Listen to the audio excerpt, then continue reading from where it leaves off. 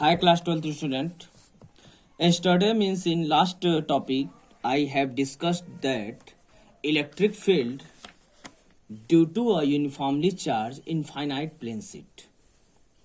Our next topic is the application of Gauss law. Third topic is field due to uniformly charged thin spherical cell. यही last topic भी है. इसके बाद से एक non conducting का होगा तो थोड़ा सा चेंजिंग उसमें होता है, आप लोग उसको देख लेंगे. आज हमको ये जानना है कि field due to uniformly charge thin spherical shell होता क्या है, फील्ड कैसे निकालेंगे. Field due to uniformly charge thin spherical shell, conducting spherical shell एक हमने ले लिया.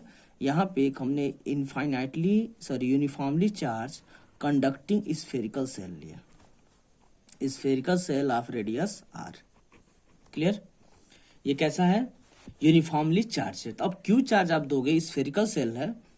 अब इसमें क्या होगा, जब क्यू चार्ज देंगे तो इसके सरफेस पे चार्ज चला जाता है. याद रखना, हमेशा फैराडे ने प्रूव किया हुआ था कि अगर कोई भी मेटल है, हमारा कंडक्टिंग स्फेरिकल सेल है, तो उसको आप चार्ज प्रोवाइड कर देते हो. ये स्फेरिकल सेल था, तो ये जो चार्ज होता है टोटल चार्ज उसके सरफेस पे चला जाता है. तो जो क्यू चार्ज होगा वो सरफेस पे चला गया.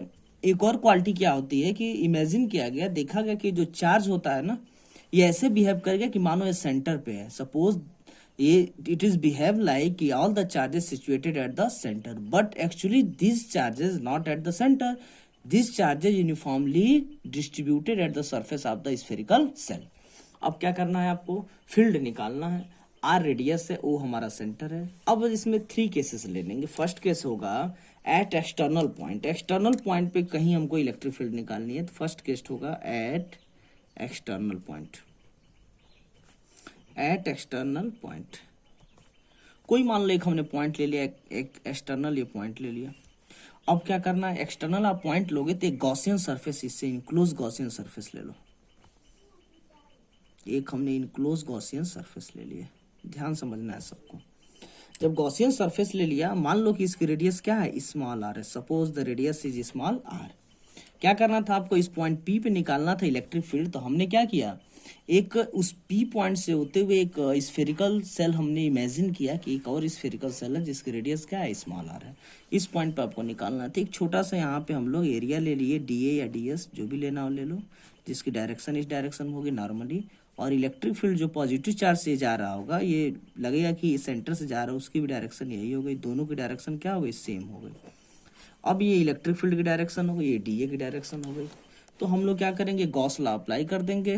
गॉस लॉ क्या था भाई, phi equal to E d A is equal to q upon epsilon naught. यही गॉस लॉ है. टोटल चार्ज इस सरफेस से भी कितना इनक्लोज है, क्यू ही चार्ज है, क्योंकि क्यू चार्ज इस पे हमने दिया हुआ है. तो इस सरफेस से भी इनक्लोज चार्ज क्या होगा, क्यू होगा. तो क्यू अपॉन एप्सिलॉन नॉट हमने रख लिया. फिर आगे बढ़ेंगे, आगे बढ़ते हैं, देखते हैं कि जो फाई की वैल्यू होगी वो कितनी होगी, ई डी ए. तो इसको हम लोग क्या लिख सकते हैं, E into d A cos zero. Cos zero की वैल्यू क्या होगी, 1 होगी, equal to q upon epsilon naught. फिर देखेंगे कि इस फाई की वैल्यू जो थी ई डी ए, ई डी ए का मतलब क्या होगा भाई, ई. फाई की जो वैल्यू थी वो क्या हो जाएगी, ई. तब डायरेक्ट हम लोग लिख लेते हैं इसको, फाई की जो वैल्यू थी ई, और ये हो जाएगा d A is equal to q upon epsilon naught. अब फिर हम देखते हैं जो डी ए होगा वो क्या देगा, टोटल एरिया दे देगा, इंटीग्रेट होगा तो टोटल एरिया क्या हो जाएगी, E into 4 pi small r square is equal to q upon epsilon naught. फिर हम देखते हैं तो ई की वैल्यू यहाँ से क्या आ गई, ई की वैल्यू हो जाएगी 1/4 pi epsilon naught into q upon r square.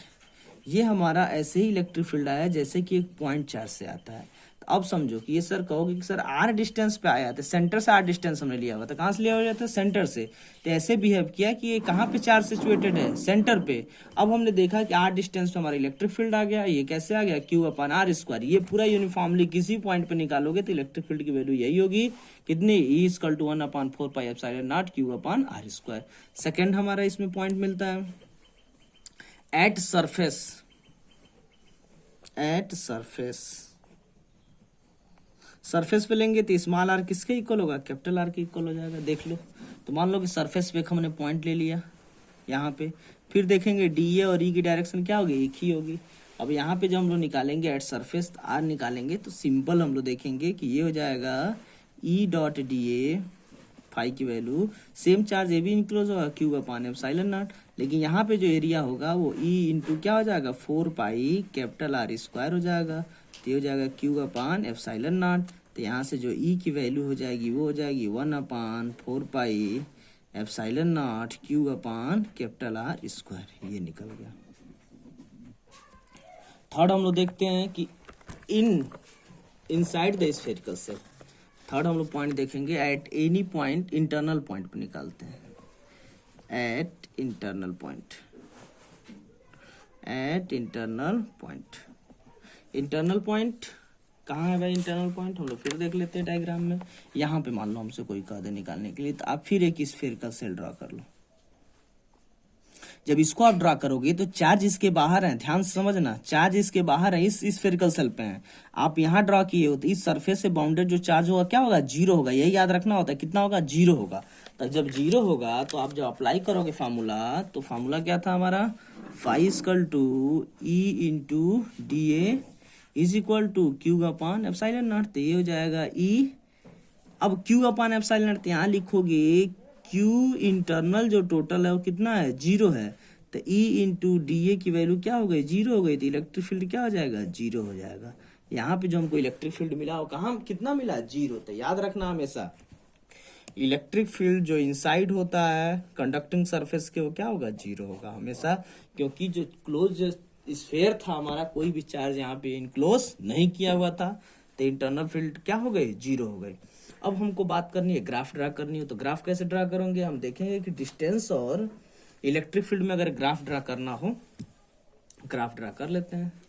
तो ये हमने इलेक्ट्रिक फील्ड ले लिया, ये इलेक्ट्रिक फील्ड ले लिया, ये डिस्टेंस ले लिया। तो हम लोगों ने क्या देखा कि जो इलेक्ट्रिक फील्ड की वैल्यू थी वह आर पे क्या हो गई थी? आर पे कितनी थी? अभी हमने दिखाया आपको। आर पे जो वैल्यू थी वो थी E equal to 1 upon 4 pi epsilon naught q upon r square, यही था ना वैल्यू। आर पे यही वैल्यू थी, और आर के पहले क्या था? जीरो था। मतलब ये कि आर पे जो हम लोगों ने वैल्यू देखा वो इतना मिला हमको, ये आर पे याद रखना, ये पॉइंट है आर, यहाँ से यहाँ तक आर है। इसके बाद हम देख रहे हैं कि ये ई और आर में जो रिलेशन है वो कैसा है? E is inversely proportional to 1 upon r square. तो ये हमको ग्राफ मिल जाएगा, ऐसे ये ग्राफ मिल जाएगा। इस पे वैल्यू हम लोग निकाल लेंगे। इस पे इलेक्ट्रिक फील्ड की वैल्यू हो जाएगी, ई की जो वैल्यू होगी वो हो जाएगी 1 upon 4 pi epsilon naught q by r square. तो ये ग्राफ होगा। ग्राफ केवल यहाँ पे इतना ही ड्रा होगा, ये ऐसे।